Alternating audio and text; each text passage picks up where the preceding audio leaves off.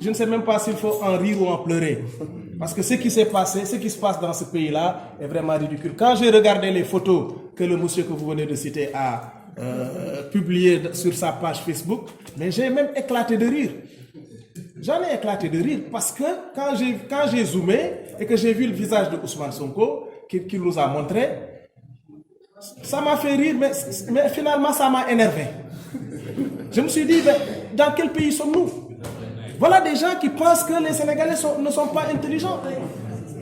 Il faut qu'on mette un terme à cela. Et tout ceci est sous la responsabilité du président de la République.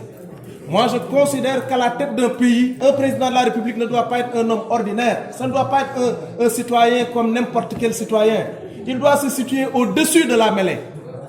Quand dans un pays, les gens ont des problèmes de subsistance, quand dans un pays, les jeunes n'ont pas de travail, quand dans un pays, les jeunes ne vont pas à l'école normalement, quand dans un pays, on ne se soigne pas normalement, on n'a pas le droit de tenir en haleine un peuple pendant 2 ans dans une histoire aussi salace.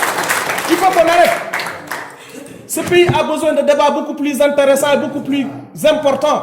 Il faut discuter de politique économique, il faut discuter de politique sociale, il faut discuter de pourquoi le Sénégal a quitté la 25e position de pays le plus pauvre du monde pour devenir aujourd'hui le 19e pays le plus pauvre du monde.